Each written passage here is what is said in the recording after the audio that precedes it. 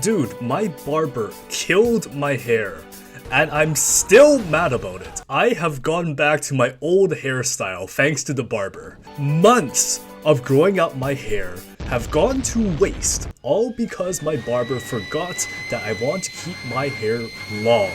Anyways, enjoy the video. I think I've just become the Maid RPG guy. Release me! I am back. Just like Dracula, I return once every 100 years. I was called here by subscribers who wish to pay me tribute.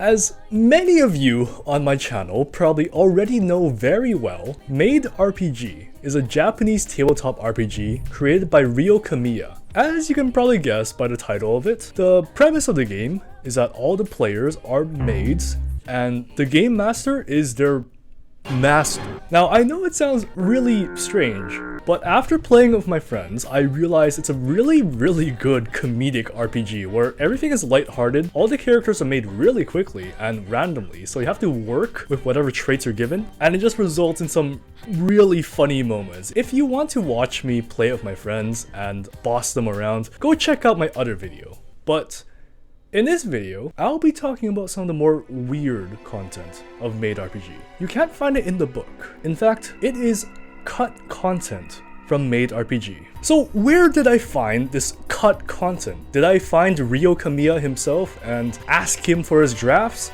No, it's actually available for free on the Maid RPG website. It's called the Nun-Approved File. Inside this 11-page document, there are character traits, items, and sections of text that were deemed not suitable for a Western audience, so they were cut into English translation for Maid RPG. Aaron Clooney, the English translator for Maid RPG, said that the main issue with a lot of the things in the book is that the game is supposed to be comedic and a parody of the phase in anime culture where everybody was obsessed with maids and just making fun of all the weird stuff that pops up in anime. However, a lot of the things that are put in the game to make fun of the culture was a bit strange when you converted it to English, to the point where it didn't seem like a humorous parody of maids in anime. Instead, it became like a weird freak game, you know? So Aaron then went to Ryo Kamiya and told him about the changes he planned to put in the English version of the book, and Ryo approved every single one of them. So we have the original author's approval, and Maid RPG doesn't look like a game for neckbeards. Actually, no, it still does. It still does. I can't lie, man. Like, if you see this book cover, I don't think there's any way you can say this doesn't look like a game for neckbeards. There's no recovering from that. The contents of the book are slightly less for neckbeards. How about that? Is that better? Also, very important thing. Before we continue, I found out after looking at Aaron's website that I have been pronouncing his name wrong this entire time. In the very first video where I brought up Maid RPG, I called him Ewan. Although it's spelled like Ewan, it's pronounced Aaron. So I am really sorry, man. So how I'm organizing this video is that we're gonna go from the most kind of boring, normal changes from the Japanese to English version to the most strange ones. Let's talk about the Maid color table. Here's a look at the Japanese one. I mean, it doesn't look too bad, right? It kind of looks the same as the English one. However, here's the thing. You have to roll 2 colors. Afterwards, you have to go onto a separate chart and then mix the colors together to get your final color. It's not too hard of a process, but it just seems a bit more complicated than it needs to be. I mean, you can tell in the English version it's a lot more streamlined, which is a lot better for a game like Maid RPG, where you're prioritizing making quick, silly characters and mess around with your friends and do stupid stuff and laugh together. Next up, we have the accent table. Aaron says that the accent table basically had to be completely reworked. Now, you might expect that it's because of like some really questionable accents in there. No, that's not the case actually. It's actually because a lot of the accents are hard to translate into English. Like, how do you do an Osaka dialect in English? Someone out there probably can, but like that's not my point. My point is most people who pick up the book won't know how to do that, which is a big problem. However, Aaron does include some alternatives for English speakers that make it so that if you really want to stick with a Japanese accent table, you can. Yes!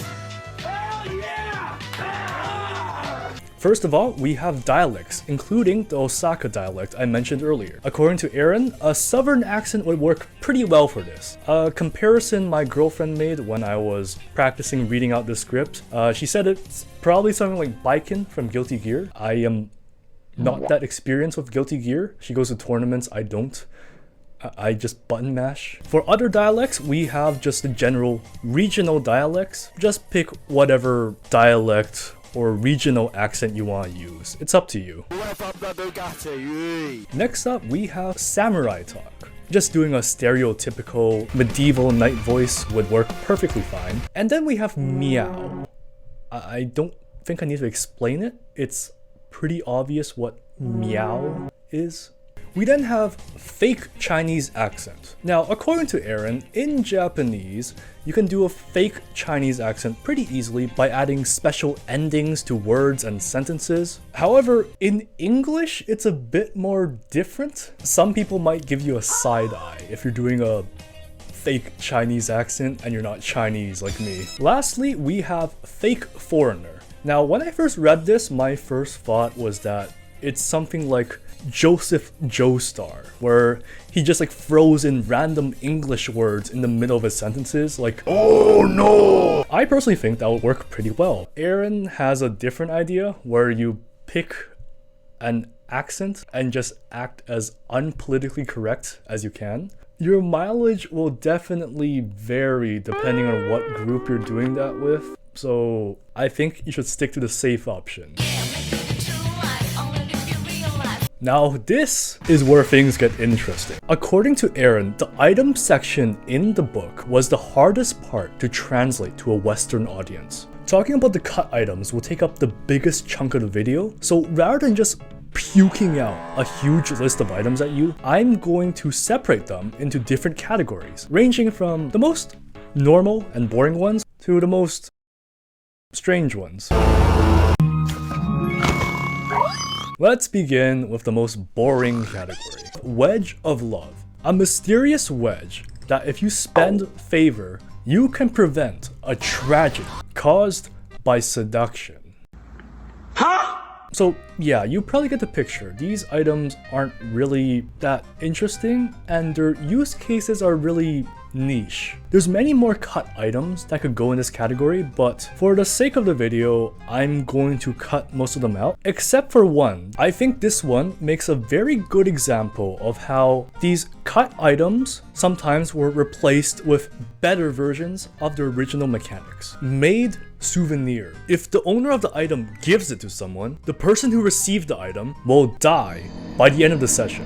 It can only be refused as a gift if you can pass an affection check. However, the rules also say you can only use this item the session after you get it. So, because the only thing you can do with this item is give it to someone, it just means once you get it, you are guaranteed to die. You cannot give it back. You cannot give it to someone else. You are dead. Basically, this item is just a free death sentence to whoever you want, as long as they fail the check to refuse the gift. Now, in the English release, the Maid souvenir has been changed to hot spring tickets. The core idea is basically the same. You can give it to someone, they can only refuse it if they pass a check. However, instead of killing the person who owns it, the item's effects have been changed. Now, when you give it to someone, they have to repay you with a massive favor. Also, the item's weird rule that you can only use it the session after you acquire it has been removed.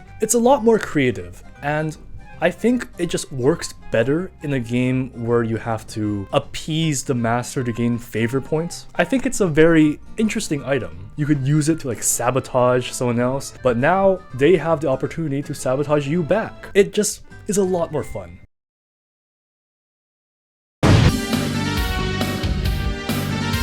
These items were cut because they are references to Japanese media that very few people in the West likely know about. However, despite that, I am confident that someone in the comments will say, I know that. What do you mean people don't know it in the West? To that I say, be quiet. In the glass, this is a bathroom where the walls and floors are made of glass. The floor and ceiling are made of mirrors. The toilet paper and the switch for flushing the toilet are located outside the bathroom. Maids who live in a mansion with this washroom are trained to use it. According to Aaron, this is a device that shows up in Japanese memes on Japanese forums. So I have no idea what this is. Dog tattoo. A tattoo of a dog that moves on your skin. It reduces any stress you take by 1. Aaron says that this is from a manga. He also says it's from a manga that no one has heard of. Onion headgear. A silly outfit including a large wig and glasses that are worn by the elite warriors of a country. If you equip it, you gain an onion as a weapon.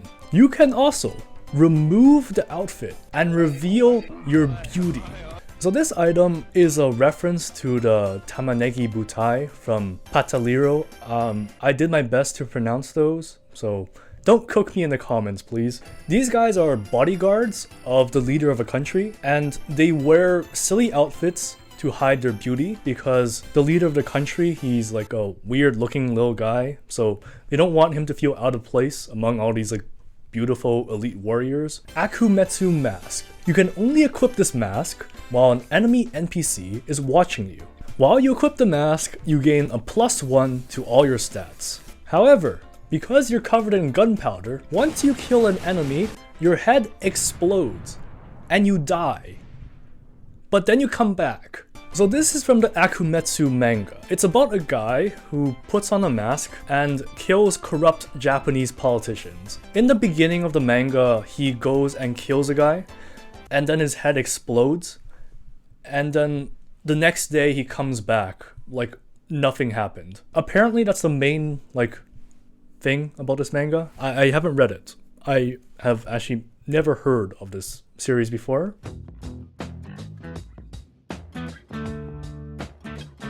Too fun game. Once you start playing this game, you can't stop. If you fail a roll, you then have to play this game in-game for 15 minutes. Aaron says that this is from something, but he can't remember what. These items are freaky, and honestly I'm not very excited to explain them. Thankfully, the book saves me the hard work of trying to censor anything for YouTube because it's already censored in the book, so that's good for me. Widow Killer. Details unknown. That's not what I said. That's what the book says. If you roll well with this item, you can seduce 1 female character. Aaron says that this is a reference to a play on words that commonly shows up in Japanese dramas. Now, what does this play on words reference? Well, a woman's toy. That's all I'll say. Girl Punishment Rod. This is an item that if you equip, you gain censored as a weapon. Once again, not what I said. That's what the book said. By attacking with this weapon, you can automatically seduce any opponents you have caused stress to. According to Aaron, this is a reference to a Japanese adult video studio. It's also weird as hell, which is why I got cut. Hair. This is hair that attaches to a certain area. If the character is 15, they will turn 16. I don't want to keep reading this. Do I have to read the rest of this? So Aaron says that this item is making fun of Japanese censorship laws, but unless you're very familiar with how they work in Japan, it just sounds really weird and questionable. So, meat weapon. Details unknown. Once again, not me, that's what the book says. A female character who equips this weapon gets the actually a guy special quality. A male character who equips this weapon gets the even more of a guy special quality. You can probably guess what this is. Number 12, cock. Amazing vessel. Your body is amazing. Your body is perhaps even perfect. If you equip this and do that thing with the master, you can automatically seduce them. If you've already seduced them, you gain extra favor. Small vessel, you have a small body for a human being. Like what Aaron said. Ha ha ha. Fuck no. At everyone, please do not announce to the server when you are going to go masturbate. This has been a reoccurring issue. So, I'm going to do my best to explain these items without getting my video like just crushed and tossed in the garbage by YouTube. So, here we go. The Ku Klux Klan! Oh no! This item here is a white suit. When equipped, the wearer reeks of prejudice and cannot be seduced or seduce anyone that's different from them. Now, Aaron did want to try and keep a version of this in the game. Not the exact concept. He's not that kind of guy. He wanted to like keep the rules, but change what the item was to be something a bit more acceptable. He couldn't figure out something in the end, so... This item is a cross made of iron, and it was given to German soldiers. When you equip it, you gain membership into the governing party of Germany during the Second World War. I know how this looks. Let me explain everything from the beginning. You also get a squad of Second World War Germans following you around.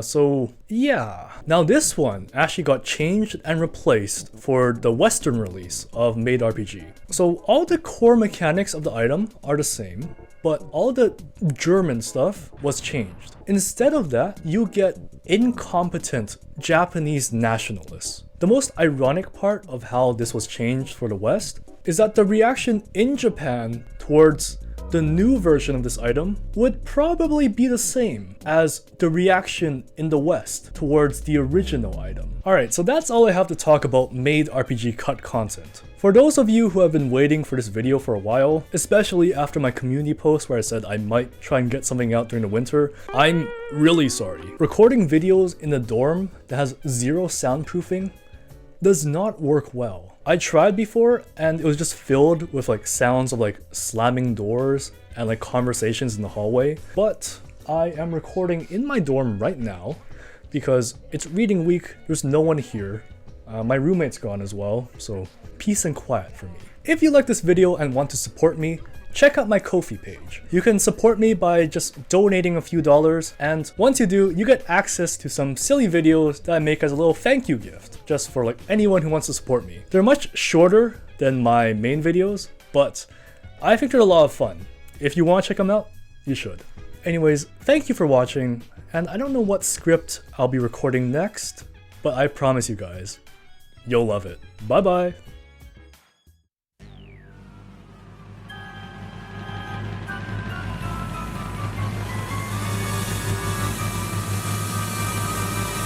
Hello!